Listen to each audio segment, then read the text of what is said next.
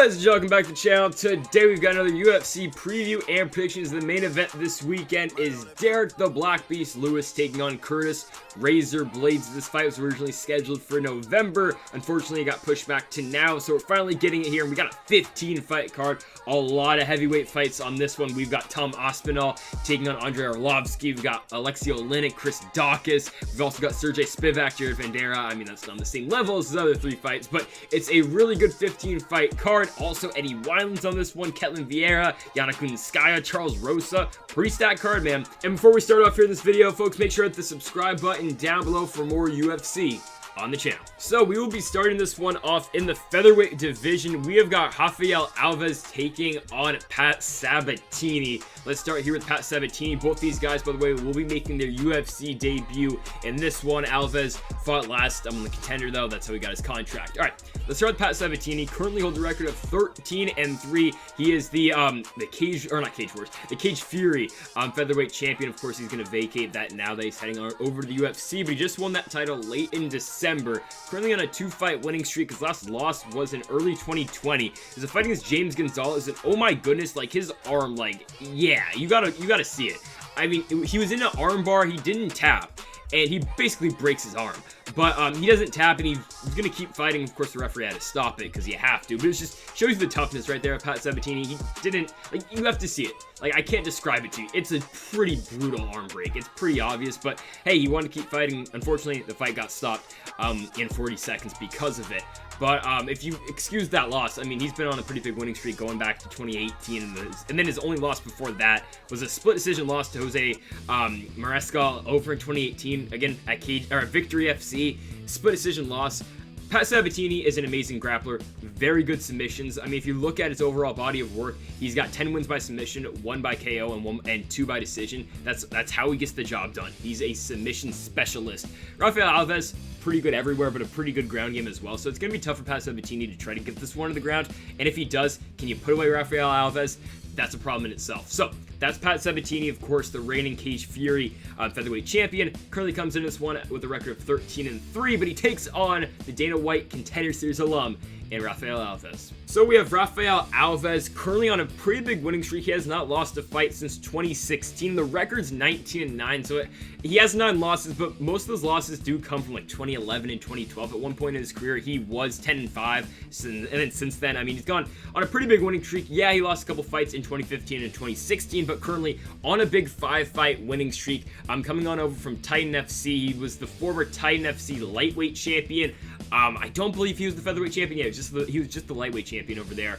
And then he comes into the Contender Series. He picks up a pretty good win over Alejandro Flores, a guy coming into that fight at a record of 17-2. And Alves puts him away with the guillotine in the second round. A really big win for him right there, and he hasn't fought since. He was supposed to take on Mike Trizano on this card. That fight got canceled, so here comes Pat Sabatini, of course, on very short notice. So yeah, current record of 19-9 for Alves, but again, most of those losses are a long time ago.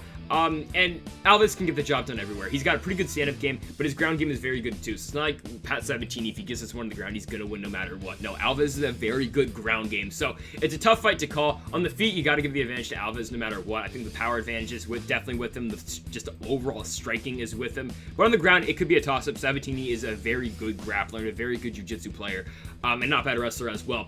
Yeah, and so for Alves, currently fighting out at MMA Masters over there in Miami, Florida, of course, with Cesar Carneiro and Daniel Valverde. Yeah, I mean, I think Rafael Alves is going to get the job done this one. I mean, the overall body of work for Alves is better, and I know he's got the 9 losses, but his stand-up game, I think, is going to be the key in this one. If he can keep this fight standing, he's going to win. And even on the ground, I feel pretty confident saying that Rafael Alves should have a pretty good advantage. I mean, we saw just in his last fight, he got the guillotine just like that. He's got a really good squeeze in that guillotine. He goes to it a lot, had a couple finishes over there and Titan with the guillotine as well. And I think if he goes to the ground, I think we'll be fine with Alves too. The stand-up game, I think, will probably be key in this one. So I'm going to go with the Rafael Alves. I'll go unanimous decision. I would not be surprised if he gets a finish either. Just a safe bet is probably the decision win. So I'm going to go with that, just considering it's a late second replacement for Pat Sabatini. So yeah, we're going to go with the unanimous decision win for Rafael Alves. So next up, we've got a heavyweight fight between Jared Vanderaa and Spivak. This fight was originally scheduled for December. It's been pushed back till now. My prediction really doesn't change in this one. I feel the same way. way as I did back in December, so we're just gonna play that video right now, and I'll catch you guys right after it. So this one is another styles fight. We got Jared Vanderaa taking on Sergey Spivak. All right, let's start here with Jared Vanderaa, the UFC newcomer. It's his first ever fight in the UFC. He came from the Contender Series. He won his fight there by ground and pound in the first round. That was about a month ago. That was on the 4th of November. And yeah, he got the job done in the first round, got his UFC contract as well on that card. He was the opener on that Dana White's Contender Series card. And before that, he came from LFA. He fought over there a couple times. He challenged for the LFA heavyweight championship against Richard Odoms. A pretty good fight. Again, if we were showing footage, I probably would be showing this fight right here. But yeah, go watch it. It's free on YouTube. It's a pretty good fight. Odoms, though, gets some in the final round with the Kimura to win the LFA championship. So Jared didn't ever win the LFA title. And then he also fought in Smash Global, so another promotion overseas. And yeah, that was his last win before going in the UFC. He beat Tony Lopez on Smash by unanimous decision. Obviously, Tony Lopez has fought like everyone. He's 64-32. He's been in the independent promotions for seems forever now. Yeah, for Vanderaa, right? He's a really good striker. Again, most of his wins are by TKO or KO. But if you look at his losses, man, his losses are all by submission, except for a couple. I mean, okay, I would say over half of his losses are by submission. And yeah, I mean, the Richard Odoms fight was, I mean, just go watch that fight. It was on LFA for the heavyweight title. And yeah, I mean, he just gets caught in I guess they call it a key lock. It looked like a Kimura. Like they're pressed up against the cage, and Odoms catches him with a big Kimura, turns him over, and wins the fight. And yeah, Richard Odoms is a fighter who, at the time, I think he was 44. Yeah, pretty old. But hey, he won the LFA title, so what can you say? Yeah, the problem with Vanderaa, right? His main losses are by submission, and Sergey Spivak is a very good wrestler and a very good grappler. So that's my problem with that, and that's basically all we got here on Jared Vanderaa. Let's talk about his opponent here of Sergey Spivak. By the way, Vanderaa record of 11-4. So the heavyweight Sergey Spivak, his last fight in the UFC was a good win over Carlos Felipe. Won that one by majority decision over on Figueiredo and Benavidez number 2. It's a pretty good win there. Felipe thought he won the fight, but I thought Spivak won that one pretty decisively. And then before that, he fought Marcin Tybura earlier in the year. He did lose that fight by unanimous decision on Benavidez and Figueiredo 1. So I don't know what's up with Sergey Spivak always fighting on Divas and Figueiredo cards. I don't know what's up with that, but that's cool. And then before that, I mean, the coming out party for Sergey Spivak was the win over Tai Tuivasa. Because he came to the UFC, right? He was, he was the former WWFC champion, and comes to the UFC, fights Walt Harris, loses in about a minute, but then he comes in, he fights on a main card of a UFC pay-per-view, UFC 243. He was a big underdog in that fight against Tai Tuivasa. Tai Tuivasa fighting in Australia. And then Spivak, man, got the job done, took him down, got him with the arm triangle choke. It was a really big win for Sergey. Obviously, Tai Tuivasa ended up getting cut from the UFC, and then coming back, he beat Stefan Struve. But, yeah, so, I mean, the record in the UFC is 2-2 for Sergey Spivak, but if you look at the competition he's faced, Walt Harris is a top 10 fighter. Tai Tuivasa, I mean, top 20. He's been in and out of the top 15, even actually the top 10 in years prior. Marcin Tybura, I believe, is at number 15 right now. And Carlos Felipe, well, yeah, it's Carlos Felipe. But, hey, he does have a win most recently over Yorgan De Castro. He's going to fight Justin Tafa on the Holloway and Calvin Kattar card in January. So there's that. But, yeah, I mean, Sergey Spivak, again, the wrestling and the grappling is where he's going to win this fight. And then for Vanderaa, it's going to be the striking. But I just think Spivak, it's going to be kind of the way we saw in the Tai Tuivasa fight, we saw in the Carlos Felipe fight. Two guys who are very good strikers, right? In Tai Tuivasa and in Carlos Felipe. But Spivak's wrestling's too much, his grappling's too much. He's going to take the fight to the ground. And I think he'll probably end up finishing Jared Vanderaa by submission. I think he probably will. And yeah, I mean, Spivak's been fighting for a while, too. He's been fighting since 2014. He also has a win over Tony Lopez as well, and also over Travis Fulton. So if you don't know who Travis Fulton is, he has had 300 pro fights. Yeah, no, this is a real thing. The dude has had 300 fights. Basically, I think he just fought like 5 times a night, like in 2002. But yeah, I mean, that's a thing. But yeah, I mean, the dude, go look him up. Travis Fulton, over a record of 257, 55 losses, and 10 draws. And Sergey Spivak beat him. So again, just going off right there. But yeah, I think Spivak gets the job done here. I think he wins by submission. I think he takes the fight to the ground, and I think he'll win this one. So we're going to Sergey Spivak. I'll say second round sub. So next up, we've got Zahabi and Draco Rodriguez. I talked about this fight again in December on the Jeff Neal and Stephen Wonderboy Thompson card. Yeah, I'm gonna let the video play from that December video, but I really don't feel confident about this prediction at all. I'm gonna let the video run, and then I'll talk to you guys right after. All right, so next up, we've got Zahabi taking on Draco Rodriguez. Let's start here with Zahabi. Yeah, he's 0-2 in his last 2 fights, 1-2 in the UFC in total. I mean, I think he would probably be most known for the Ricardo Ramos fight on UFC 217, of course, Bisping and George St. Pierre, where Ricardo Ramos brought out the most nasty spinning back fist in a while. I mean, it was spinning back elbow. That was disgusting. And unfortunately, Zahabi was on the receiving end of that one. And then most recently, he fought over in Ottawa. He lost on the Iaquinta Cowboy card, lost by unanimous decision against Vince Morales. And then his first fight in the UFC, he won by unanimous decision over on Lewis Brown over in Halifax, Nova Scotia. Yeah, I mean, we got an over record for Zahabi of 7-2.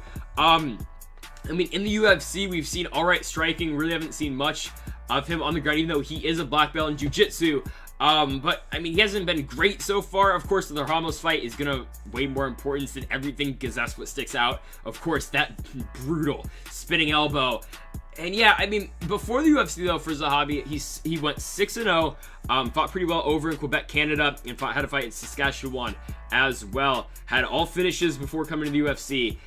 All in the first round as well, too. Haven't really seen that, though, yet over in the UFC. And it's again, one of these fights, it's tough to call. Because Zahabi, yes, he looked very good before the UFC. While he's here, hasn't been great. But he's fighting a guy making his UFC debut, though, in Draco Rodriguez. And Draco Rodriguez just won on the Contender Series, won by rear naked choke in the first round. I believe that was on the same card as Stefan Chukwi. Yes, it was. He was on the undercard for Chukwi. Yeah, on that Contender Series show, and he won by rear naked choke, or triangle choke, sorry, in the first round. Before that, he came over from KOTC, won his last fight there by unanimous decision against the fighter who was 6-13, now 6-14. Again, yikes. I mean, it's just really tough when you're fighting these type of opponents. And you know, the guy Draco Rodriguez beat on this card in the past lost to Jamal Emmers, who I believe just got a new fight, and Anderson Dos Santos, 2 guys who are in the UFC. It's just weird how usually they'll find the same guys, just boost records. But again, respect. And then the fight before, he fought a 6-6 fighter. He won by an armbar. Before that, lost to Tony Gravely, a really good UFC fighter, Tony Gravely. Yeah, who I believe. I don't think he has a fight lined up because he just beat Ronaldo de Freitas by split decision. Yes, I remember that one. And yeah, I mean, it's just tough because the guys he's fought before that 5-1, okay, not bad. And before that 1-0, 4-3, 2-5. It's just my problem with some of these guys come from the Contender. Yes, they're very good prospects, and yes, they have a pretty good record. But like, who have they beat? And yes, you have to win a fight to get into the UFC by winning in the Contender Series. But again, he fought a fighter who's 6-1, and yes, he was fighting the Fury champion. But there's not much I can put into that one. Right? And it's a very tough fight to call. I'm going with the underdog here in Zahabi. I really like what he's done in the past. Yes, the last 2 fights have not been excellent. But if you take what he did before the UFC, the body works a whole lot better than Draco Rodriguez. And yeah, I'm going to go with the Zahabi. I don't think he gets a finish. I'm just going to say unanimous decision. Again, this will probably end up in a finish because all these fights at the Apex end in finishes. But yeah, we are going to go with the unanimous decision win for Zahabi. So, back to the present day. Yeah, I don't know. I really don't know. This is a tough one. I'll probably stick with Zahabi, but this was pretty close for me. I don't know why I was so confident in Zahabi winning back then. I mean, I wasn't too confident, but I picked him pretty certainly. Right now, I just don't know. I'll stick with Zahabi by decision, but again, would not be surprised at all if Draco Rodriguez pulls out the win. So next up, we've got Jamal Emmers taking on Chaz Skelly. Let's start here with Jamal Emmers. So his last win was over in August of 2020. He was a big favorite against Vince Cachero. Won that one by unanimous decision pretty easily. Before that, he fought Giga Chikadze in his first fight in the UFC. That was on UFC 248 Adesanya Romero in Las Vegas. He lost the fight by split decision. Pretty close one. He was actually a favorite going into that fight, but Giga Chikadze did pull out the victory. Before that, for Jamal Emmers, though, he came from LFA, picked up a couple big wins over there. Also fought an M1 too. And yeah, he was supposed to fight Movsar Evloev over on that Romero Adesanya card. Unfortunately, it got canceled though, so we didn't get to see that fight. In came Giga Chikadze, and he ended up losing that one, of course. Then he was supposed to fight Timur Valiev as well, but then Valiev couldn't fight Jamal Emmers as well. So he's supposed to fight two really damn good grapplers in Evloev and Timur Valiev, but it never happened. And yeah, Emmers has been fighting for a while. If you want to look back to his original run at the Contender Series, he was a pretty big favorite to go beat Julian Erosa, and he lost the fight to Erosa. He got head kicked in the second round. Julian Erosa, of course, is fighting later on in the night. Of course, he just beat Sean Woodson. Like, where did that come from, Julian Erosa? I don't know, but he beat Jamal Emmers. It's a pretty good win for Erosa, so Emmers, of course, had to go back, fight in a couple of various promotions, and then get back to the UFC. But yeah, I mean, if you want to talk about like, the UFC competition Jamal Emmers has fought, so we got like Julian Erosa before he came to the UFC. He beat Corey Sandhagen, so I mean, is that good? I think it is, yeah. He beat Corey Sandhagen back in the day. It was Corey Sandhagen's two losses are Aljamain Sterling, who's about to fight for the title, and Jamal Emmers, so that's pretty damn cool. And then he lost Thiago Moises, another UFC fighter, back for the RFA Lightweight Championship in 2016. He lost that one in the 5th round, and that's basically all the UFC competition he has fought. But again, the big win that will always stick out until the end of time will be the Corey Sandhagen win. Got the job done by unanimous decision over in 2017. So Jamal Emmers, of course, a pretty good all-around fighter. The stand-up game, though, is very damn good. That's how he kind of beat Corey Sandhagen. And then again, I know he lost the Giga Chikadze fight, but Chikadze is a very good striker, so it's hard to beat him. Chaz Skelly, though, not an amazing striker, a really good grappler. So Jamal Emmers, if he's going to win this fight, he's got to avoid the ground game. If he keeps this fight standing, I feel pretty good about him winning this one. So that's Jamal Emmers. Let's talk about his opponent, though, in Chaz Skelly. So yeah, Skelly's been on a weird run as of late. I mean, I think the weirdest fight's definitely the Bobby Moffitt fight. There's 2 fights ago for him. That was on Zombie Rodriguez over in Denver, Colorado. Bobby Moffitt won the fight. He choked him out, but then Chaz Skelly was still there. It was like the Robbie Lawler, Ben Askren thing. If the choke was there for like 5 more seconds, there would have been no doubt. So I don't get how that got overturned. Yeah, he appealed it and then actually got overturned to a no contest. Crazy, right? And then his last fight was a win over Jordan Griffin over on Cowboy and Gagey in 2019 in September. So it's been a while for Chaz Skelly since he's last fought. Took the entire year of 2020 off. Before those 2 fights against Moffitt and Griffin, he lost to Jason Knight. Yeah, he lost to Jason Knight by TKO. UFC 211, that would be Stipe and JDS. And before that, I mean, a pretty solid run for Chaz Skelly. Beat Chris Grutzmacher by rear naked choke. Lost to Darren Elkins, but I mean, that's going to happen to you. Darren Elkins is a brawler. And a couple wins when he came to the UFC. Lost to Mirsar Bektic, his first fight. Then he also fought in Bellator 2, went 2-0, or 3-0 there, with a notable win over Daniel Pineda. Caught him with a knee bar. But the problem is, Chaz Skelly just hasn't looked great as of late. Yeah, I know he beat Jordan Griffin, but yeah, the Bobby Moffitt fight didn't look great because, reminder, Chaz Skelly is a very good ground fighter. He's a very good jiu-jitsu guy. And Bobby Moffitt, I know his UFC run was not great, with the exception being the Chaz Skelly fight, but I mean, Bobby Moffitt ran into some freaking killers in that division. I mean, ran to Bryce Mitchell, Enrique Barzola. That's pretty damn tough, your 3 fights in the UFC, and then Chaz Skelly, the first one. Problem is, for Chaz Skelly, he got submitted by Bobby Moffitt. Moffitt caught him in the, was it a Darce? I'm pretty sure it was a Darce choke, right? Got him early, or in the second round, and he submitted him. So that's the concern for Chaz Skelly. Now, if he takes this one to the ground against Jamal Emmers, he's probably going to get the job done, right? But Jamal Emmers' takedown defense is not that bad at all, so it's kind of a styles fight. Not exactly, because both guys can get the job done. Like, Jamal Emmers is not horrible on the ground. Chaz Skelly, well, I mean, he's not horrible on the feet. You don't see it often, so I would say more that Jamal Emmers has the advantage on the ground rather than Chaz Skelly on the feet, if you get what I mean right there. But as for a prediction, I'm gonna go with Jamal Emmers to get the job done. He's been the way more active fighter as of late, and I've liked more of what out of Jamal Emmers than what we've seen out of Chaz Skelly recently. It's that simple. I think Emmers gonna keep this one on the feet. I think he's gonna outstrike Chaz Skelly. I'll go unanimous decision, kind of like his last fight. I think he'll be able to control the pace, just to outstrike Chaz Skelly. So we're gonna go with the unanimous decision win for Jamal Emmers. So next up in the women's flyweight division, we have got Casey O'Neill taking on Shanna Dobson. Let's start here with Casey O'Neill. It is her debut in the UFC. Just won on UAE Warriors, her last fight over in September, won by ground and pound. Currently holds a record of 5-0. She was the former Eternal MMA strawweight champion, so yeah, she used to fight 115. She's only had 2 fights ever at 125, and of course this fight against Shanna Dobson is at flyweight as well. What have we seen out of Casey O'Neill in the past? Well, she's got some really good clinch work. She can get the fight in the clinch and then look for a lot of takedowns from there, look for a lot of upper body takedowns like body locks and stuff like that, right? So Casey O'Neill, really good wrestler, really good fighter, getting fights to the ground, because that's where she wants it, of course, right?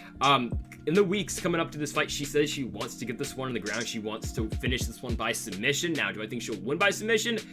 Maybe, but I think there's another path for her to get the job done. We'll talk about that later, but yeah, so I think it's her main objective to get this one on the ground. I think that's the spot where you can get Shanna Dobson, because we've seen in the past Shanna Dobson not been great in the UFC. I mean, we have a loss to Lauren Muller, Sabina Mazo, and Priscilla Cachoeira, and the Maria Agapova fight. Well, she was gonna lose that fight until Maria Agapova decided, okay, I'm gonna go full mount. Let's deliver some punches here, and then she got way too high and got swept. And then, yeah, and then Shanna Dobson just unloaded from there. It was a weird fight. Maria Agapova had it, and she was like a minus 1,000 favorite going into that one, but she lost, right? So Shanna Dobson, underdog, I believe this is the biggest underdog payout of the entire year last year. So there's that for Shanna Dobson. Casey O'Neill's actually the favorite going into this one, making her UFC debut. Relatively unknown. I know she's pretty damn new to MMA. I mean, her MMA debut was in the middle of 2019, so it hasn't even been 2 years for Casey O'Neill, and now she's on the big show. She's fighting in the UFC. So again, current record 5-0, pretty good ground fighter. Let's talk about her opponent. That was Shanna Dobson. And yeah, the Shanna Dobson Maria Agapova fight was weird. No one got why that fight was made, because everyone thought, okay, Maria Agapova is gonna go straight through her, kind of like the Hannah Cyphers fight. But hey, Shanna Dobson got the job done somehow, some way. I don't know. I mean, well, I do know Maria Agapova had it in the bag, and we talked about this like a minute ago. She had it in the bag. She got swept, and yeah, Shanna Dobson landed on top, or transitioned her to the top, and unloaded ground and pound. That was nice. The ground and pound was absolutely incredible though for Shanna Dobson. The problem is though, Maria Agapova had it. And if Casey O'Neill just doesn't make that same mistake, Casey O'Neill's ground game is probably better than Maria Agapova. I think that's probably the case. I mean, again, we don't know Casey O'Neill, relatively unknown, only 5 pro fights, but I feel like if Casey O'Neill can get this one on the ground against Shanna Dobson, she's gonna have a very good chance. Now, what have we seen out of Shanna Dobson in the UFC? Well, we got the win on the Ultimate Fighter finale show. She beat Ariel backed by TKO. Cool, right? Loses to Lauren Mueller, unanimous decision. Okay, what has Lauren Mueller done so far in the UFC? Right, she's been released. Lost to Wu Yan-nan, Poliana Botello, JJ Aldrich. Yikes, okay. Who did she lose to after? Sabina Mazo. Okay, Sabina Mazo is actually on a winning streak, just beat Justine Kitchener last fight. Not a horrible loss. Then you get knocked out by Priscilla Cachoeira in 40 seconds over in Auckland, New Zealand. That's the loss that kind of sticks out, because Priscilla Cachoeira, right, her UFC run, well, she lost to Valentina Shevchenko. Yeah, she had to fight Valentina Shevchenko her first fight. Okay, whatever, that's excusable, right? Molly McCann, okay, unanimous decision. Luana Carolina, not a great loss. But then you go back and then you pick up your first finish in the UFC against Shanna Dobson, and Shanna Dobson gets knocked down in 40 seconds. Now, does Casey O'Neill possess the power to put away Shanna Dobson in 40 seconds? I don't think so. Does Shanna Dobson have the power? I don't think so either. I'm gonna keep it simple with you. I think this fight ends up the same way, kind of like the Maria Agapova fight with Shanna Dobson, but Casey O'Neill just doesn't get transitioned to hell and gets transitioned to her back. I just think Casey O'Neill will probably get this one to the ground. I don't think her striking is going to be amazing in this one, but I think she'll work it back to the fence, get Shanna Dobson to the ground, and just unload with ground and pound. I don't think she'll be... I know she wants a submission win in this one. I don't think she'll get it, because I think the ground and pound will pretty much present itself in this one. I think she just does what Maria Agapova couldn't, get her to the ground, finish her on the ground.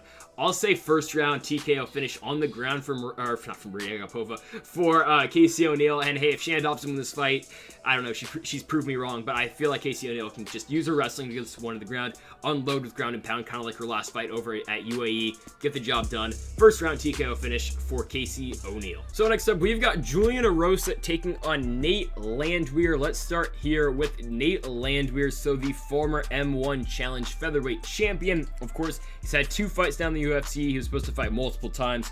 We talked about it before. He's supposed to fight Shane Young. Fight never happened. Supposed to fight Mozvar Evloyev. Fight didn't happen as well. So finally, hopefully, he gets to step into the octagon now against Julian Erosa. So Landwehr gets to start in the UFC, right? Of course, we know he's the former M1 champion. Big run over there. Comes in, fights Robert Burns, loses. Gets KO'd in the first round over on...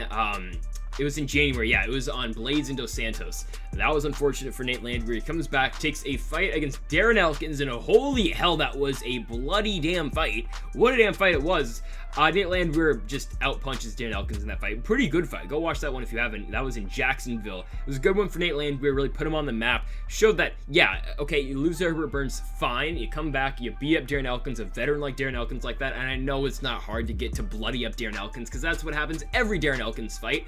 But hey, Nate Landwehr did it. Just painted the canvas red. It was a pretty disgusting fight, but good one for Nate Landwehr, of course. Hasn't fought since then, since May, but yeah, he showed why he's a former M1 champion.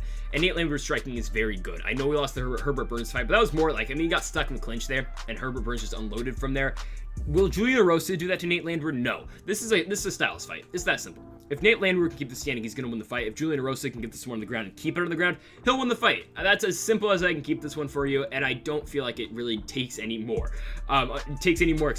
Explanation. I really don't think it does. Nate Landwehr coming in this fight with the record of 14-3. He's been submitted only once in the past. Has he ever gotten a submission win? No, so it's not like he's going to submit Julian Erosa in this one. Julian Erosa does have wins by TKO and KO in the past, but not recently at all, right? So yeah, that's Nate Landwehr, of course, the former M1 champion. He takes on, though, a guy in Julian Erosa who, yeah, he beat Sean Woodson. That's really, right? I mean, I don't know. So continuing on that, yeah, he beat Sean Woodson. How did that happen? I feel like Sean Woodson coming into that fight, right? I believe it was off the flying knee knockout. Everyone's super high on him. We were like, I think, correct me if I'm wrong, but I believe Julian Erosa was somewhat of a late replacement in that fight, or was just put together very short notice. Erosa's coming off, I mean, he first run the UFC, goes 0-3, right? Gets KO'd in 2 of those fights. Gets a win over in Tacoma, Washington. Beats AJ Bryant by a bulldog choke. So he comes in this fight against Sean Woodson. It's on the main card of Poirier Hooker.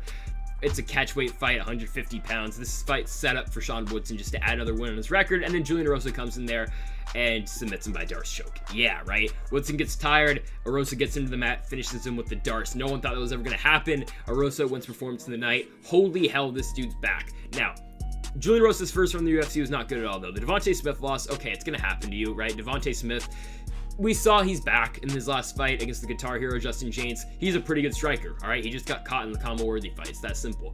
By the way, for Julian Erosa, he beat Jamal Emmers by head kick, though, in the contender, so that's cool. But it was kind of a flash knockout, though. So after the Devontae Smith fight, right, he loses to Grant Dawson by unanimous decision. Then he gets head kicked against Julio Arce.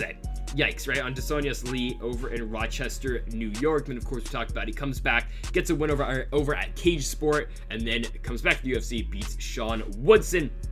Also, I guess he actually had a first run in the UFC. It was 2 fights. He wins his first one, loses his second, then goes back, fights at Cage Sport for a while, and then eventually gets his way back on the contender. The first run was in 2015. It started then. He was on the Conor Faber Ultimate Fighter show. Yeah, he actually went 3-0 for the first 3 fights, gets to the semifinals, and then gets KO'd by Artem Lobov in 1 minute. Yeah.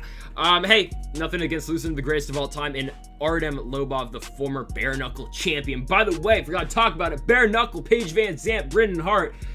Yikes, right? I mean, hey, Paige Van Zandt kind of stood in there, but not the result bare knuckle wanted in that one. But yeah, Julian Erosa, current record of 24-8. If he gets this one on the ground, I think he'll win it. It's hard though, because Nate Landwehr throws a lot of damn volume, man. He throws a lot of punches, so it's really hard to close the distance, shoot for a takedown on Nate Landwehr. He throws knees too as well, so that's kind of tough. So yeah, I really think though Nate Landwehr wins the fight. I think he will. I think the volume striking is going to be too much. We've seen in the past Julian Erosa has been KO'd, and I know he has the power to really throw some big strikes in there, like for example his win of the contender over Jamal Emmers, but we haven't really seen that since. We saw, you know, he comes back in the UFC, gets just outstriked by Devontae Smith, loses to Grant Dawson, outstriked by Julio Arce.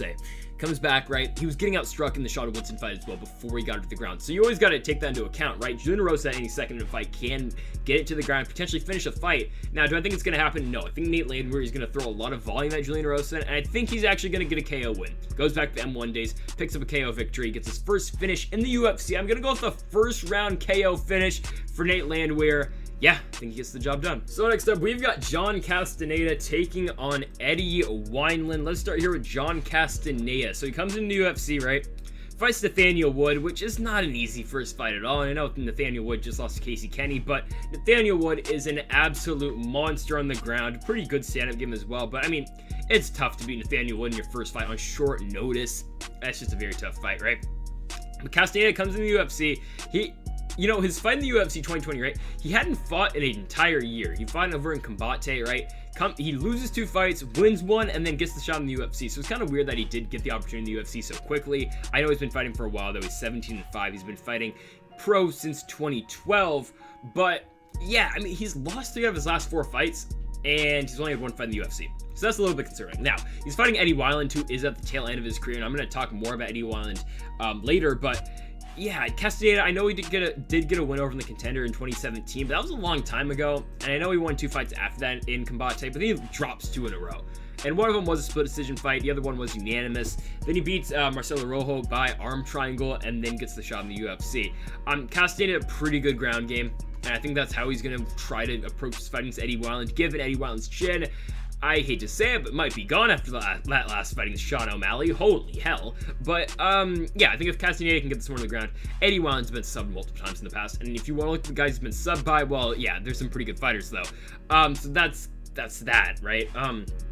So if Castaneda, I think he can probably stand with Eddie Wineland, just considering how Eddie Wineland has fought in the last couple fights. It's just a really tough one to call, though, because you don't know what you're going to get out of Castaneda. Again, lost 3 out of his last 4, and you don't know what you're going to get out of Wineland. He's lost 3 out of his last 4. It's that simple. Yeah, that's John Castaneda. Let's talk about his opponent, the former WEC champ, in Eddie Wineland. So now we keep bringing up the former WEC champion. Yeah, that was 15 years ago now, where Eddie Wineland was the WEC champ, right? Yeah. He won the title over in May of 2006.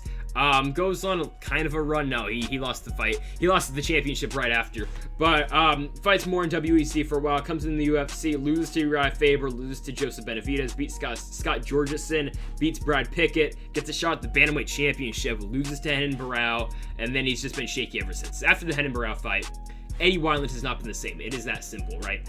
The Renan Barão fight was actually for the interim title, but that was at the time where, yeah, Barão was basically the champion, Dominic Cruz was out, and then, of course, Barão finally gets promoted to the actual championship. But the Wineland run after has not been very good. We'll start with the Brian Caraway loss, or Johnny Eduardo loss. He loses that by KO. Okay, then gets KO'd, or loses by decision to Brian Caraway. Then beats Frankie Saenz by TKO. Alright, but what has Frankie Saenz done in the past recently? Pretty much nothing. I know he beat Merab by split decision. He shouldn't have, but okay. Then Wineland fights Takeya Mizuzaki. What has Mizuzaki done in the past for you? Absolutely nothing. I mean, Mizuzaki at the time, right? He loses to Cody Garbrandt, loses to Wineland, then gets cut by the UFC, loses an ACB, loses again an ACB, loses again an ACB, picks up a win, and then most recently just lost to Manel Cape over in Ryzen, who just lost to Alexandre Pantoja, but whatever. Manel Cape, by the way, has to go for it. I mean, he's got to throw more in his next UFC fight. He could have won that fight if he threw more against Pantoja. He just didn't. So that's Wineland's last win over Mizuzaki, right? Well, he does get a win after, but we'll talk about it. He loses to John Dodson, okay, loses to Alejandro Perez, beats Grigory Popov, okay, TKO finish, sure, and then the Sean O'Malley fight was just sad to watch. I'm gonna keep it real with you, it kind of was. Wineland looked alright for the first minute, but then, yeah, I mean, a minute and 54 seconds in, Wineland throws, Sean O'Malley fakes the uppercut, goes over top with the right, and just puts Eddie Wineland out. Man, I hope this is the last one for Eddie Wineland. I know he's been alright, not really, but I feel like this is kind of it for Eddie Wineland. He's been fighting pro man since 2003. It's been a long time. First fight, April 12th, 2003. He won by submission in the first round over in Fort Wayne, Indiana, the home of the Fort Wayne Mad Ants. Shout out NBA 2K. Yeah, I mean, Wineland's 24-14-1. He's been fighting under the Zuffa banner since 2006, of course, the WEC fights. It's just been a long time for Eddie Wineland in the UFC. Now, do I think he can beat John Castaneda? Yeah. I'm going to take a very hesitant win for Eddie Wineland here. Yeah, I know, picking Eddie Wineland to win this fight. I just don't like what we've seen at John Castaneda. I know Nathaniel Wood's a very tough fight, but if you look, he's losing in Combate too, and I know those are close fights over there as well, and really the activity just hasn't been there for John Castaneda. 4 fights, right? Since 2017.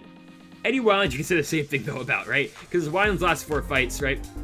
2020, 2019, 2018, 2017. He fights once a year, basically, at this point. So, I can't go with the activity thing here. It's a shot in the dark at this point. You don't know what's going to happen in this one.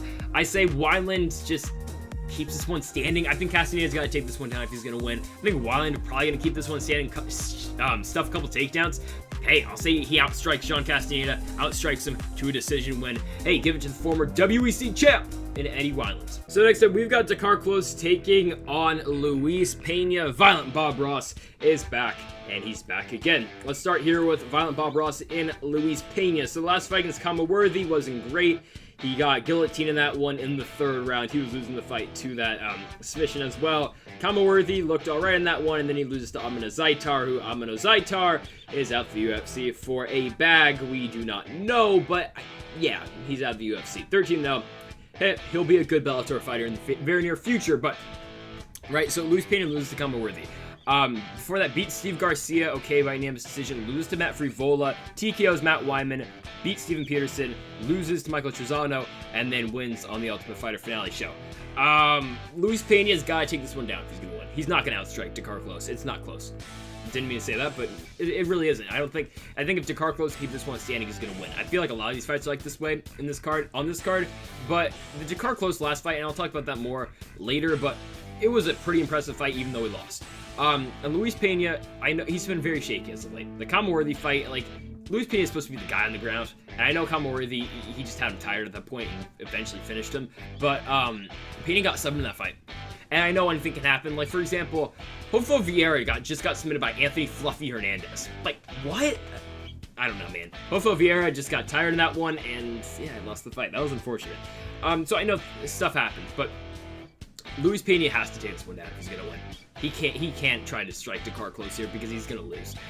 That's how simple it is. Luis Pena coming into this fight with a record of 8-3. Let's talk about his opponent though, in Dakar Klose. So Dakar Klose is supposed to fight Jai Herbert in this fight. It's a different style that Jai Herbert is than Luis Pena. I think this is a tougher fight than Jai Herbert. I really think it is, because a Jai Herbert fight with Dakar Klose, I think Herbert's probably just gonna stand with Dakar Klose. Pena's gonna incorporate some sort of the takedown in this fight. Jai Herbert, maybe, but I really think Dakar Klose, he's got to worry about the takedown a lot in this fight, because Pena is pretty good once he gets to the ground. But we saw in Dakar Klose's last fight against Beneil Dariush, he was winning the fight, right? He was beating Beneil Dariush up for the first 8 minutes of that fight, and then Dariush all of a sudden turns on a switch and absolutely takes it to Dakar Klose.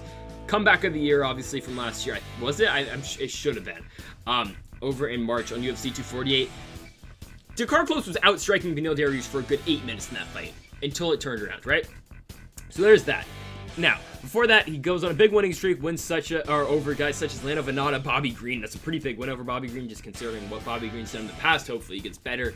What happened in the Jim Miller fight, of course, the weight cutting issues. Hopefully we get that fight in the very near future with Miller and Green. I think we probably will, right? And Dakar Klose, he's got some pretty big wins, man. I know he lost to David Tamer, UFC 218. It was a while ago. Beat Mark DeCasey before that, Devin Powell. I mean, he's got some pretty damn good wins. And Dakar Klose is a damn good striker. He really is. The one that sticks out, even though he lost, he looked very good in the Dariush fight before he got KO'd. It's that simple. But again, he's got to avoid the takedown, because if Luis Pena can get this one on the ground and just kind of hold him there, kind of like what he did in the Matt Wyman fight, yeah, it could be trouble, man. It could be trouble for Dakar Klose, and kind of like the Steve Garcia fight 2 for Luis Pena. So it could be trouble for Dakar Klose. I feel like it's a trap fight for him. I know it's a football reference, but it kind of is. That being said, Dakar Klose is going to win the fight. Okay, I think he'll be able to stop the takedown. That's pretty much the only concern Dakar Klose has in this fight, because if he stays standing with Luis Pena, he'll find a way to outpunch Luis Pena. Luis Pena throws a lot of unorthodox strikes in his fights, but Dakar Klose is the Beneil Dariush fight. I can't stress enough. That was a good performance for him before he got knocked out. It's not going to happen again. If this stays standing, he will put a beat down on Luis Pena. But again, he's got to worry about the clinching and the grappling of Pena. I think he'll be able to avoid it. I'm going to go with the Dakar Klose unanimous decision win this one. I think he'll be able to put it on Pena, and I think Pena will have his moments of taking this one to the ground. I think he'll have some close submission attempts, but I think Klose will get out of it. He'll get the job done. Give him a unanimous decision win. All right, so next up, we've got Danny Chavez taking on Jared Flash Gordon. Let's start first here with... let's start with Danny Chavez. So, his last fight was a win over TJ Brown over on UFC 252, Miocic Cormier 3. Got the job done by unanimous decision. That was his first fight in the UFC, because before that, he fought less than a month previous over on Global Legion FC, GLFC. He won their featherweight championship over there in Clearwater, Florida, over Dylan Kala. He won that one, of course, by KO in the first round. Chavez is another one of these guys coming out of MMA Masters, again, in Miami, Florida, same gym as Rafael Alves, and Anthony Rocco Martin, of course, Colby Covington as well. So he's coming out of that gym, one of the more up-and-coming gyms currently in the sport of MMA. And Chavez, overall, man, pretty good striker. He can get the finish by KO, of course, how he did over in Global Legion.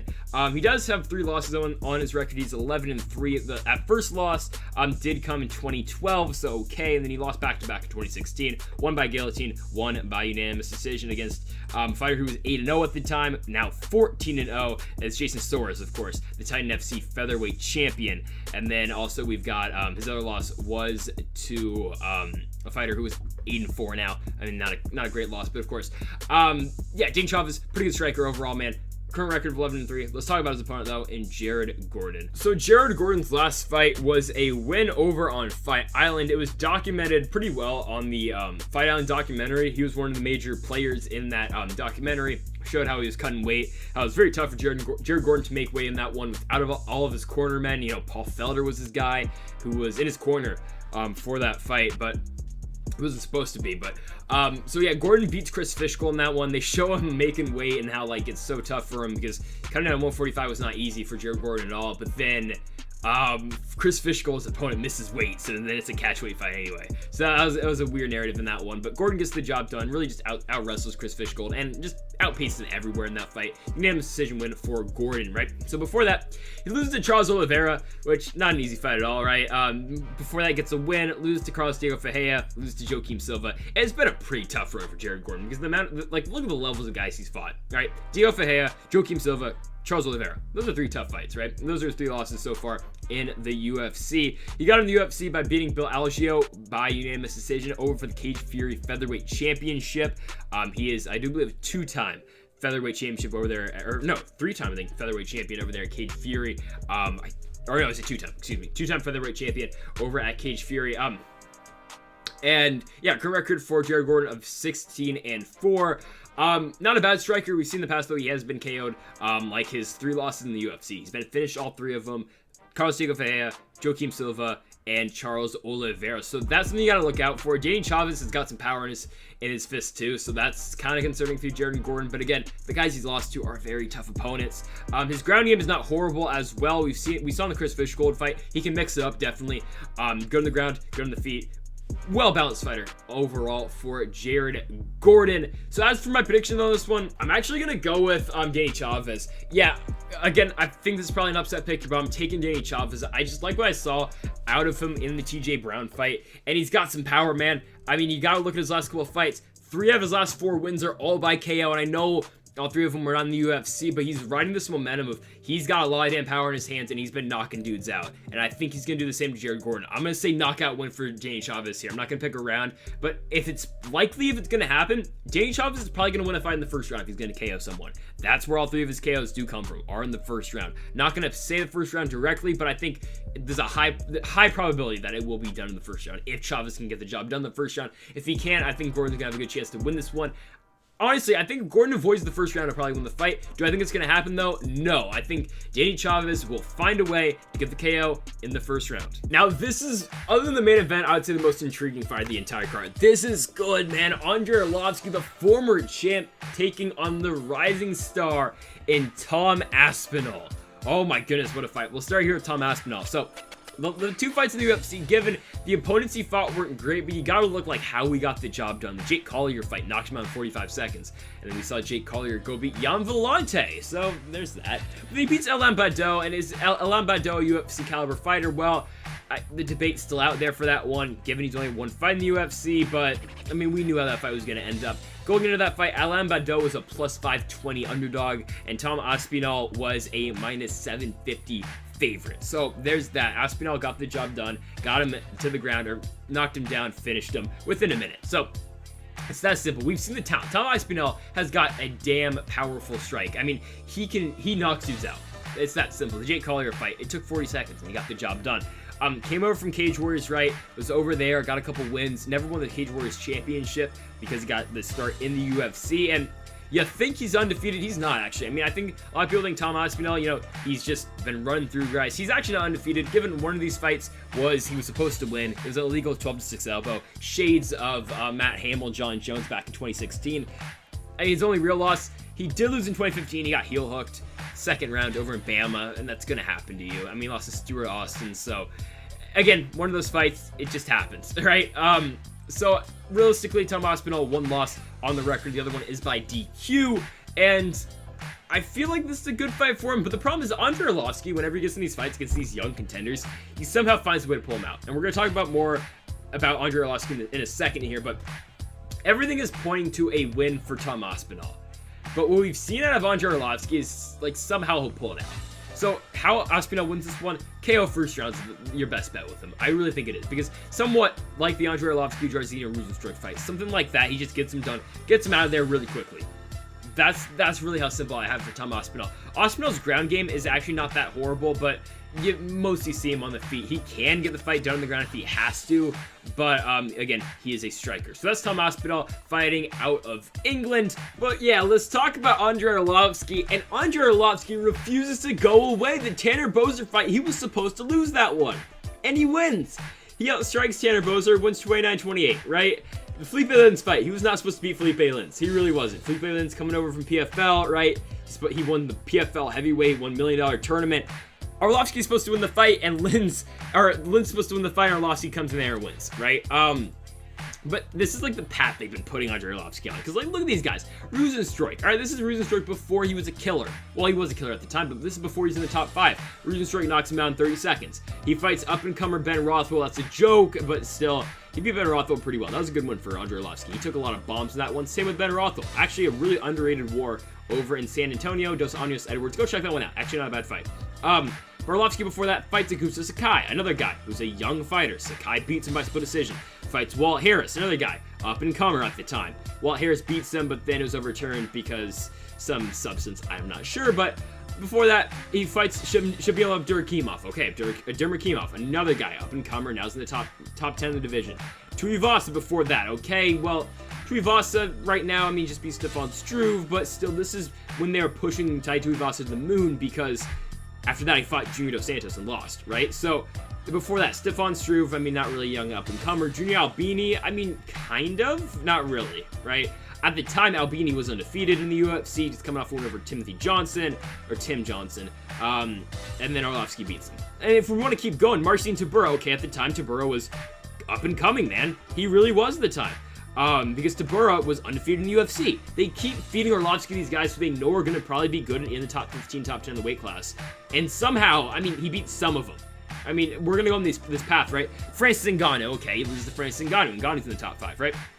And before that, before the Ngannou fights, where Arlovski was still fighting the contenders, the top guys in the weight class, when he was still trying to make a title run, right? Because he beats Frank Mir, loses to Stipe, loses to Overeem, loses to Josh Barnett. And after the Josh Barnett fight, I was like, okay, well, he main evented a fight in Germany, but then it's like, okay, this dude's a gatekeeper at this point.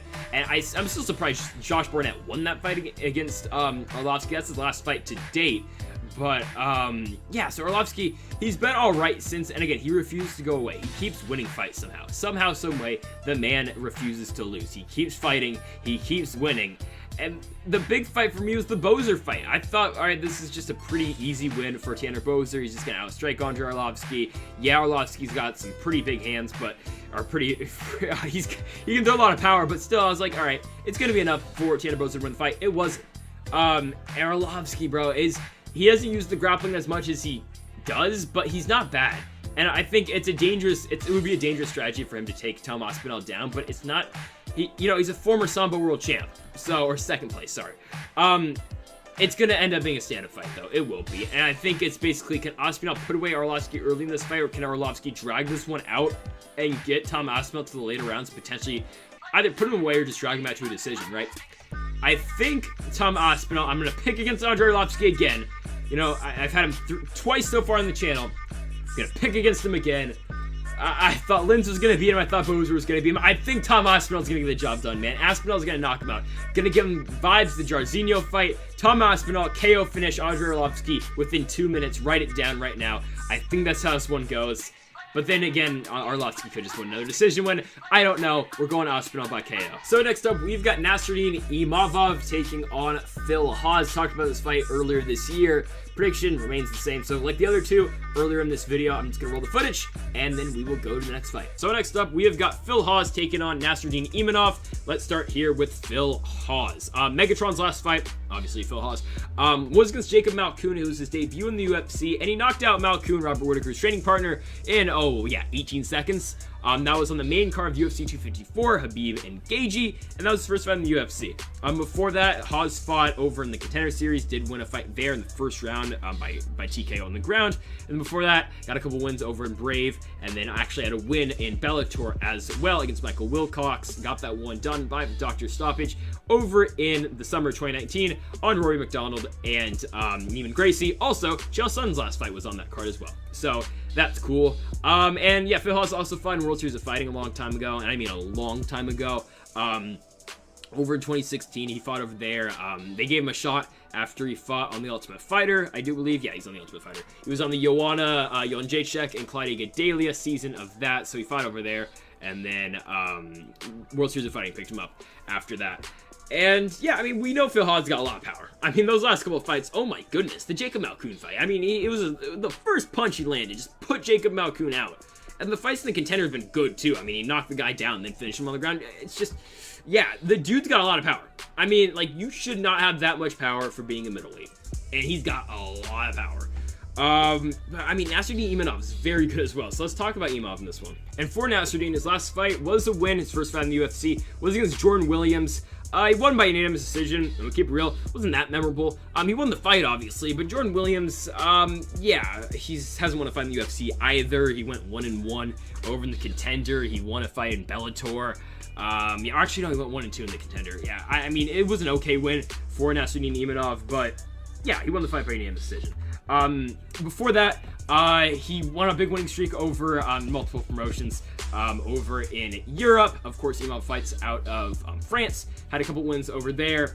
Has won by key lock, so that's that. Yeah, I mean, overall for Nasruddin Imavov, pretty good on the ground, not bad on the feet either. I mean, yeah, he did beat up Jordan Williams. He beat him up on the feet. But again, unanimous decision win. It was only 2 months ago, so it was not that long ago. It feels like longer, honestly. That was on the Home Aldana card in Abu Dhabi. They were in Abu Dhabi 2 months ago. Yeah, it feels like a long damn time ago they were there. Yeah, they were just there 2 months ago. That's crazy. Yeah, over record for Nasruddin of 9 wins and 2 losses. Obviously, Phil Hawes has the same exact record, so that's cool, right? But yeah, I think Imavov has got a good chance of winning this fight. If he takes this fight to the ground, I think he's gonna have a good chance because Phil Hawes' ground game has not really been tested that much. I mean, really, we haven't seen him on the ground in the UFC yet. Yeah, he got a submission win over Brave. He got choked down in World Series by a guillotine. So there's that. I mean, I believe that was the last fight he was on the ground, other than that one fight in Brave where he did win by submission. So that's where Nasruddin's got to win this fight. It's got to be on the ground. Got to test the ground game of Phil Hawes. He's got to avoid that flurry at the beginning of the fight where that Hawes does throw. He tries to end the fight, and he did in the Malkoun fight and in that fight on the Contender as well. But I think, honestly, Phil Hawes is going to get the job done. I think he's going to. I think the power is going to be too much for Nasruddin in this one. And, I mean, everything we've seen so far at Phil Hawes shows he should do the same damn thing that he's done in the past. He should come in there. He's got a lot of damn power.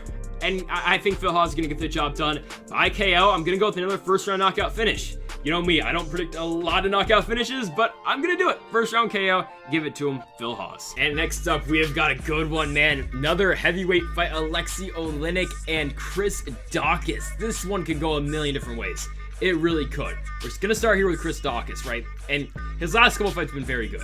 Parker Porter, KO win. Rodrigo Nascimento, hook win. I mean, he caught him with the right hook in the first round. It's that simple. I mean, the dude has a lot of damn power, bro. He's got a lot of power, and that's how he wins fights. And Chris Daukaus is a heavy hitter. The Parker Porter win, got him with the knee. Oh my goodness.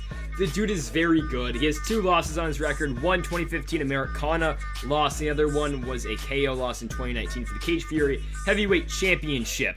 I mean, I know he has a loss in there, but it's hard to beat Chris Daukaus.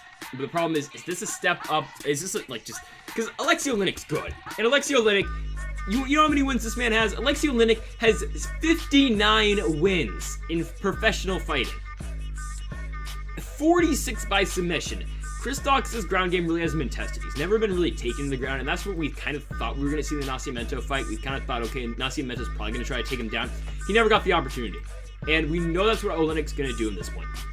We've seen that Oleinik has been KO'd like really quick before, alright? The Walt Harris fight. And kind of what Derrick Lewis did. Derrick Lewis just kind of stormed him for the first like 20 seconds of the second round, and he got him down to the ground and he finished him, right? Derrick Lewis obviously did. So that's what Daukaus is going to do. He's just got to, honestly, he's just got to go out there firing. Because if he doesn't, Oleinik's going to get a hold of him, and Oleinik's going to put him on the mat and probably try to submit him. Get him with this damn Ezekiel choke, right? The thing for Daukaus, right? He's been fighting for 8 years.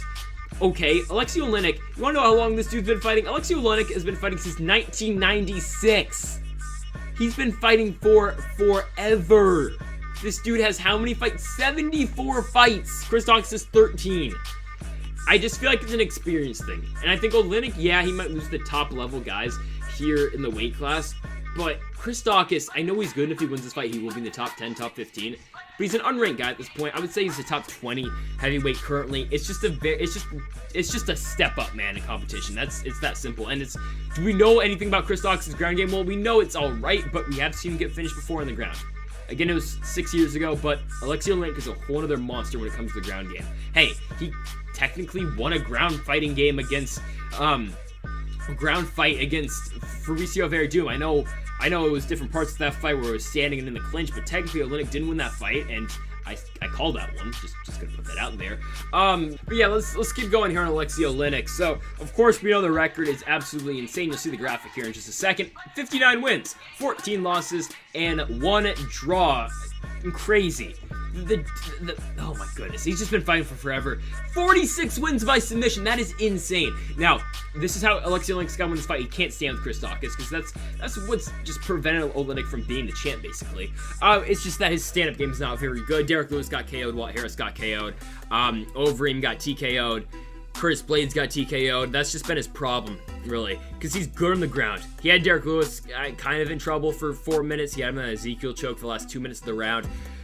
Lewis just kind of held on, and Oleinik weared himself out. So that's what Oleinik can't do in this fight. Can't try to wear himself out trying to get a finish in the first round, because he's got 3 rounds in this one.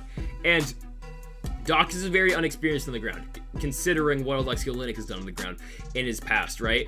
46 submission wins. Absolutely ridiculous, right?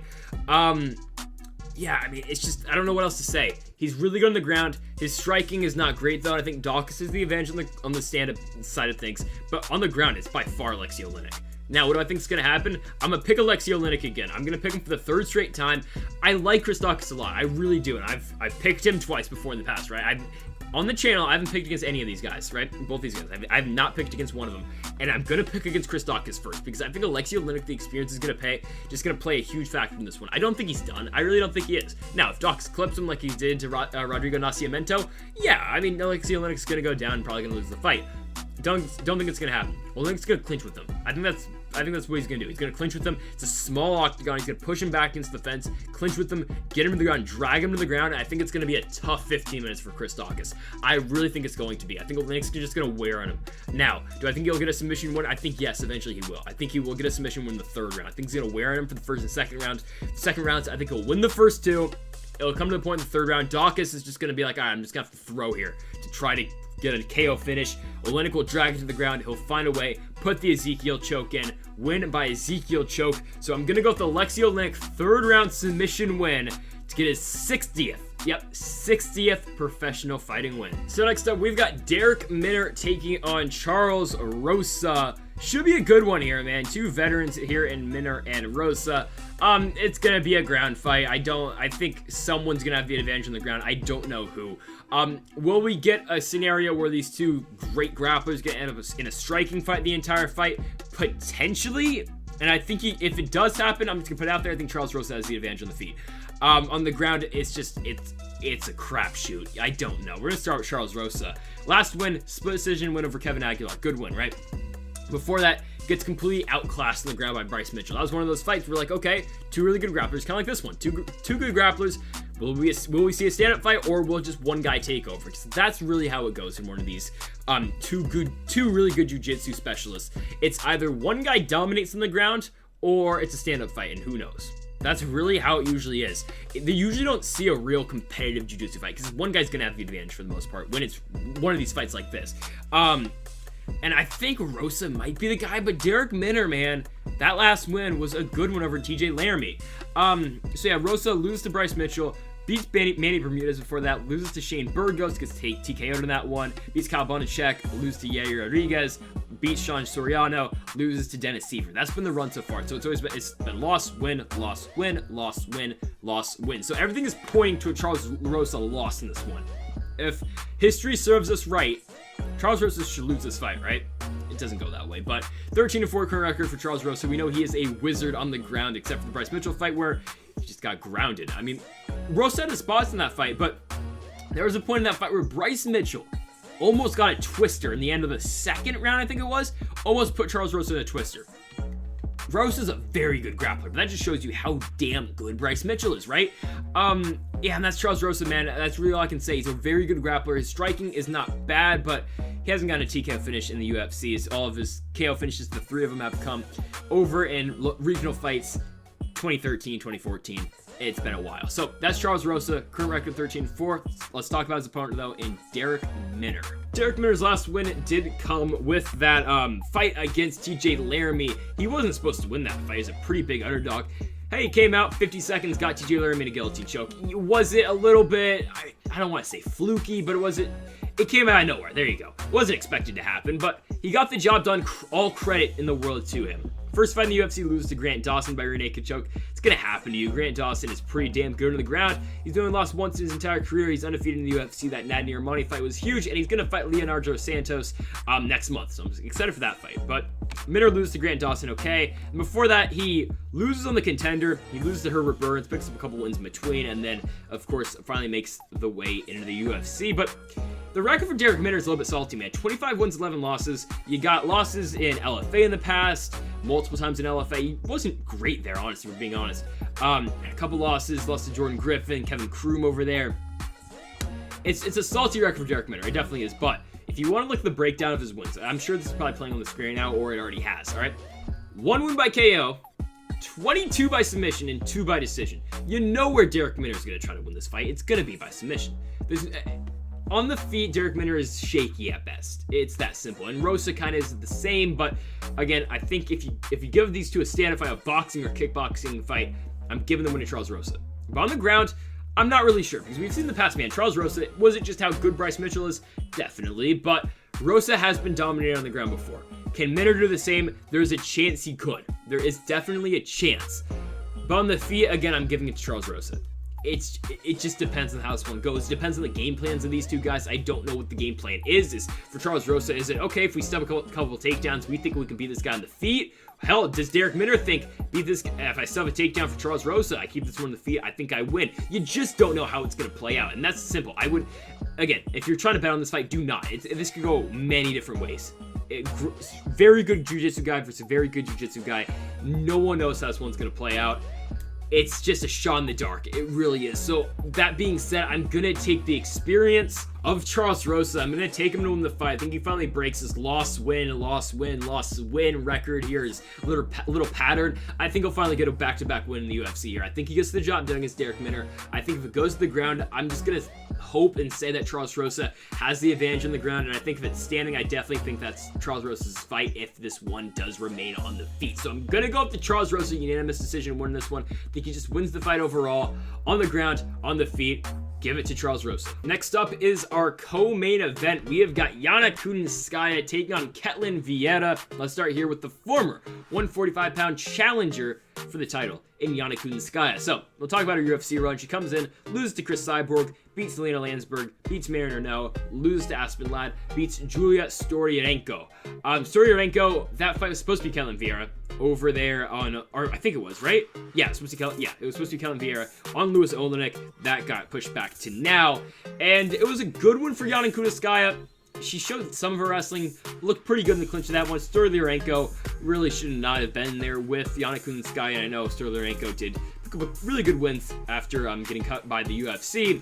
Was the reigning defending Invicta bantamweight champion, but that was one of the levels fights, and Kunitskaya put it on Julia Stodianko in that one. What do we know about Yana Kunitskaya? Well, she's a very good striker, and that's simple. She's a really good striker, really good Muay Thai, uses her knees effectively in the clinch, and that's what I'm going to bring up. Her clinch game has gotten a lot better as well. The Julia Stodianko fight worked the clinch very well, used a lot of knees in that fight, pushed her against the fence, looked very good in that fight. Now, the ground game for Yana Kunitskaya, it really doesn't matter how good her ground game is because Ketlen Vieira's ground game, no matter what, will be better than Yana Kunitskaya's in this fight. We definitely know that for sure, right? So if this fight hits the mat, it's going to be all Ketlen Vieira. But if Yana Kunitskaya can stuff a couple takedowns, work the clinch a lot, just push Ketlen Vieira back against the fence and not get stuck with her back against the fence to the point where Ketlen Vieira can just shoot for takedowns and work the fence to get Kunitskaya to the ground, then Kunitskaya's gonna have a good chance. Given she's gotta push Ketlen Vieira back. She's gotta apply a lot of pressure in this fight. I really think she does. She's gotta put the pressure on Ketlen Vieira, push her back against the cage, and that's how she's gonna win. She's gotta strike from a distance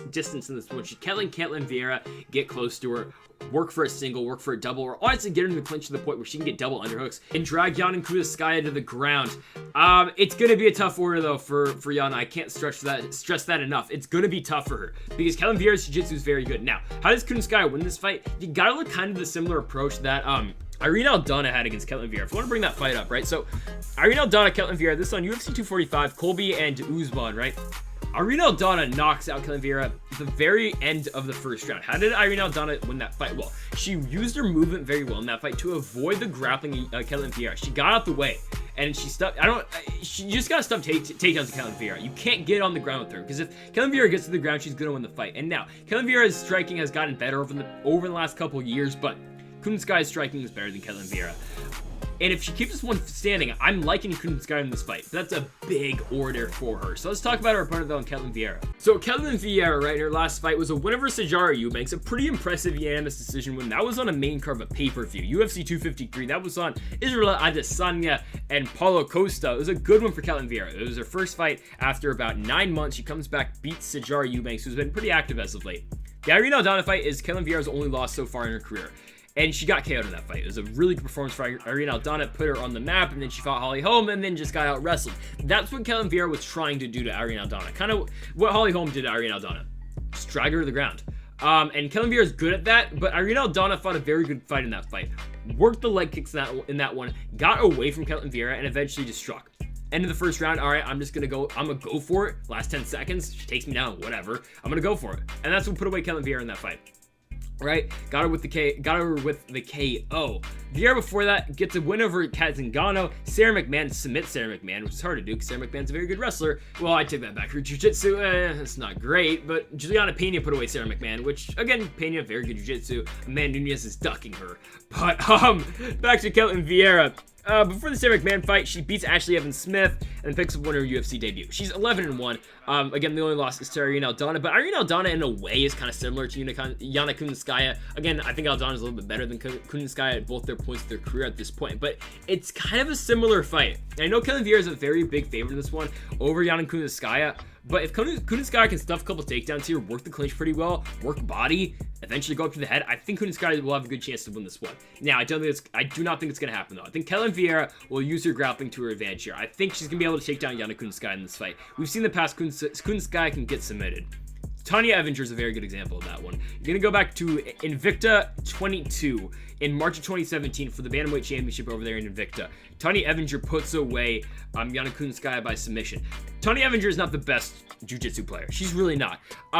She's a pretty good striker. Yes, she gets wins. She's gotten wins by submission in the past, but I mean, she's been submitted by some not great grapplers. Alexis Davis, okay, she got submitted by Alexis Davis twice, sure. She got submitted by Vanessa Porto. She got submitted by Gina Carano, but this is at the height of the Gina Carano run over there. I mean, not in Strikeforce, but when Gina Carano was the thing in women's MMA.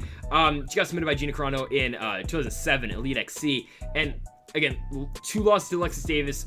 It's just, we're talking about Tony Evinger, of course, but that's who Yana Kunitskaya got submitted by just, 3 years ago. I think Ketlen Vieira is going to do the same to Yana Kunitskaya. She's going to get her down on the ground. I think eventually she'll be able to take her back, and I think Ketlen Vieira is going to get a rear naked choke finish in this one. That's where we're going to go in this one. Now, Kunitskaya, if she used her distance right, if she used her range to her advantage, yes, she could have a chance to win in this one. Don't think it's going to happen. Ketlen Vieira gets a submission win, not going to pick the round, but a submission win for Ketlen Vieira in this fight. So next up is the main event between Derrick Lewis and Curtis Blaydes. The same fight that was originally scheduled for November. My thoughts remain the same on this one. I'm going to talk to you guys after, though, this video plays, just my final thoughts about the fight, but really, I feel the same damn way. If you haven't seen what I said in November, I'm gonna play right now, and then I'll of course talk about my winner afterwards and how I feel about it now. But I really think it's gonna be kind of the same thing as I thought in November. Nothing really changes with, you know, this fight being delayed 2 months. It's not like both these guys took this on very short notice or anything. Now, the matchmaking, I'll talk about that after, where I think both these guys will go, considering what's happening now in the heavyweight division with Cyril Gane and Jairzinho Rozenstruik happening next week. So yeah, let's let the video play, and I'll talk to you guys after. All right, it is time. It is time for the main event of the evening. We've got Curtis Razor Blaydes taking on the Black Beast, Derrick Lewis. Let's start here with Derrick Lewis. So, last fight, he beat Oleinik, and I picked against him because I thought Oleinik was going to be able to dominate on the ground. And for, the last 3 minutes or 2.5 minutes of that first round, he had him in that Ezekiel choke, and Derrick Lewis just refused to do anything. I mean, he got through it. It was really impressive that, I mean, Oleinik has a really good squeeze on that Ezekiel choke. They call him the boa constrictor for a reason, and Derrick Lewis didn't affect him. He was like, all right, I'll just sit here, I'll come back the next round, and he knocked him out. So that happened. And then before that, the Alir Latifi fight was interesting. Those guys, I mean Lewis traded with them, and Latifi did all right. He's probably the smallest heavyweight maybe ever. I think Jake Collier might make a case for that, and Jan Vellante maybe, but yeah, Derrick Lewis fought pretty well in that one, won unanimous decision. The Goy Ivanov fight, he won that one by split decision. Very close fight, but he definitely got the job done in that one. On Masvidal and Diaz, a really weird post-fight interview that I'm not going to say on this channel. That was really weird. And then before that, he lost to JDS in Wichita, Kansas. He lost by TKO. I mean, that's the old Derrick Lewis. Again, all these fights after, I would say, honestly, the Alexei Oleinik fight is the old Derrick Lewis. The Derrick Lewis that really didn't train much. I know he still doesn't train that much now. Could be a bluff, but who knows. But in that fight against JDS worked that fight pretty well. I mean, he was in and out. He worked the body a lot in that fight and really just beat up Derrick Lewis that entire fight. I thought it was one of JDS's more impressive performances since losing the title back to Cain Velasquez. And yeah, again, Derrick Lewis lost the fight, but it was a really good win for Junior Dos Santos. But since then, man, Derrick Lewis has showed that he's back, man. He's back in a big way. The DC fight, he lost that fight by rear naked choke. Again, no one's ever going to match DC's wrestling in that weight class, maybe until John Jones, but even then, I mean, Daniel Cormier's wrestling is absolutely amazing. And yeah, he took Derrick Lewis down for the title, and he defended his belt. And then the Alexander Volkov fight, again, Volkov was winning that fight for 4 minutes and 45 seconds, and then Derrick Lewis, big overhand right, put him down with 5 seconds left. Incredible finish on that one. And then, I mean, again, he's fought so many damn times. But the last fight we're going to talk about in Derrick Lewis's UFC career is Francis Ngannou. Again, the fight everyone loves. He has a win over Francis Ngannou. Again, terrible fight. And I've been calling for this fight again. I really want to see Derrick Lewis and Francis Ngannou again. And I know Francis Ngannou is most likely fighting John Jones next, or not John Jones, Stipe Miocic next, but I really want to see John Jones, Stipe Miocic, and Derrick Lewis, Francis Ngannou if Derrick Lewis wins this fight. The problem is Curtis Blaydes is very good, and it's a very tough out for Derrick Lewis on Saturday night. But I've been calling for this fight for a while. I think Ngannou-Lewis now would be incredible, because I think both these guys are back. Derrick Lewis is back. Injury's gone. Ngannou's got his entire fighting career back. I mean, he did not look good in the Derrick Lewis fight, and the Stipe fight fought pretty well, but the Derrick Lewis fight, he was gun shy in that fight, and he's back. Ngannou's definitely back, obviously. But yeah, I want to see that fight again. I mean, Derrick Lewis, I mean, the guys he's fought in the UFC, we can go through them real quick. We got Marcin Tybura, Mark Hunt, Travis Brown, Shamil Abdurakhimov, Roy Nelson, Gabriel Gonzaga, Sean Jordan, Matt Mitrione, Jared Roshan. That wasn't on the UFC, but still, right, you get the point. I mean, Derrick Lewis has fought everyone. He has fought everyone in this weight class. He's had 32 fights, man, since 2010. Again, he's one of the more active fighters you're gonna find. And I'm excited because Derrick Lewis in the Alexei Oleinik fight, he took Alexei Oleinik down the first round. And given it might have just been, well, Alexei Oleinik kind of wants to be on his back, but the problem is, Derrick Lewis's ground pound is very good. So Curtis Blaydes just can't come in here and just, he's not going to do it, but just pull guard, right? You can't do that. Because if Derrick Lewis gets on top of you, it's over. And that ground and pound is nasty. So that's the problem for Curtis Blaydes. If Curtis Blaydes shoots and Derrick Lewis sprawls on it and he gets back, he stuffs it pretty well, and Derrick Lewis gets on top, he gets back mount, it's over. So it's a very tough fight for Curtis Blaydes, and a lot of people are picking Curtis Blaydes in this one, but it's a very tough fight for him. I mean, a lot of people just think Curtis Blaydes is just going to come in here, he's going to grapple, wrestle him, just lay on him for 5 rounds. It's not that easy. It is not that easy. Curtis Blaydes is a very good wrestler, yes, but Derrick Lewis's takedown defense is a lot better than it was against the Daniel Cormier fight, and it's a lot different. It's a very different Derrick Lewis that we've seen now. In the Alexei Oleinik fight, man, just showed it all. You can get by Alexei Oleinik, man, and Alexei Oleinik, of course, primary grappler. You're set. So that's the Black Beast Derrick Lewis. Let's talk about his opponent here in Curtis Blaydes. And hold up. Before we talk about Curtis Blaydes, you have to remember, he is a heel.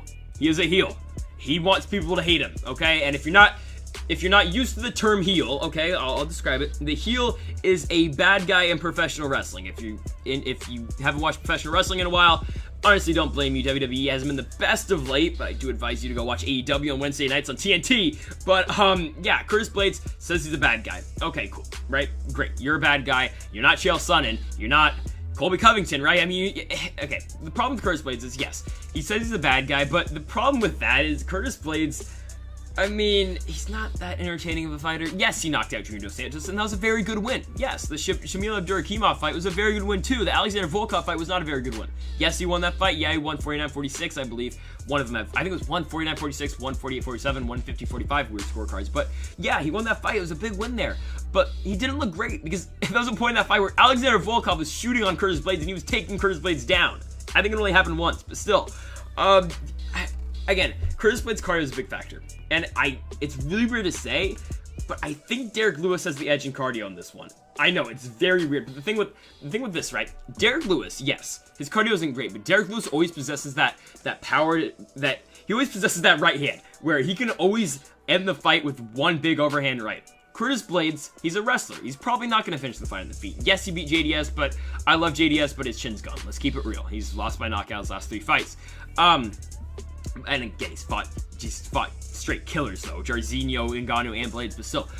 Derrick Lewis, man, he can always land that one shot, but with Curtis Blaydes, he needs to wrestle him. He needs to, because if he stands with Derrick Lewis, he's gonna lose. Let's keep it real. He's probably gonna lose the fight.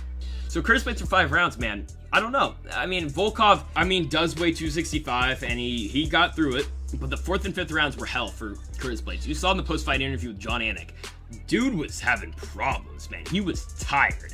He was so tired. And again, Derrick Lewis looks very tired at his fights too, but the problem is, these are 2 guys here who don't have the best of cardio. They don't have the best cardio. But I think Derrick Lewis has got a little bit better. And I wouldn't say maybe just pure cardio standpoint, but I think for Derrick Lewis to win this fight, he can later on in the fight. Curtis Blaydes, man, if he doesn't finish in the first 3 rounds, he's got to win by decision, because I don't see him finishing in the 4th and 5th. Derrick Lewis can finish this fight in the 4th and 5th rounds.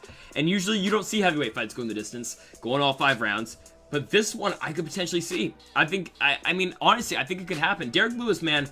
Ooh, and Curtis Blaydes, it's a tough fight to call, man. It's a really tough fight to call, because Curtis Blaydes' wrestling is amazing. Don't get me wrong. I mean, he just beat up Shamil Abdurakhimov on the ground. He finished him in the 2nd round. Same with Alistair Overeem. Just out-wrestled Mark Hunt. Out-wrestled Justin Willis. I mean, he's beat everyone in his career so far, except for Francis Ngannou. Right? So, man, I mean, it's a tough one to call, because I think very highly of Derrick Lewis. I think very highly of Curtis Blaydes as well. Wow, I mean, this is a very tough fight to call. I mean, the winner of this one, man, you're right back in the title picture. Well, I mean, Curtis Blaydes is always better, but the problem with Curtis Blaydes is Francis Ngannou, right? For Derrick Lewis, with the win here, your next fight's probably for a title. So, oh, okay. As for prediction, though, I'm going Derrick Lewis. Yeah, I think Derrick Lewis can be able to win this one. I think he's got it's the new and improved Derrick Lewis. His wrestling is a lot better. Again, it's not better than Curtis Blaydes, but I think it's enough to the point where if Derrick Lewis stuffs 1 takedown and he gets on top, I think the fight's over. His ground and pound is that good. The ability for Derrick Lewis to just stay on top of his opponent and land those big punches from the top, the big ground and pound, that's the biggest part of this entire fight. Because yes, you know what Curtis Blaydes is going to do. Curtis Blaydes is going to try to come into this fight, take him down, just really beat him up for 5 rounds. I don't think he can do that to Derrick Lewis, because the thing is, he's got to do this 5 times to Derrick Lewis in this fight. He's got to be able to take down Derrick Lewis 5 times in this fight. Do I think he's going to be able to go 5 for 5 or even better? I don't think so. I don't think he's going to be able to do so.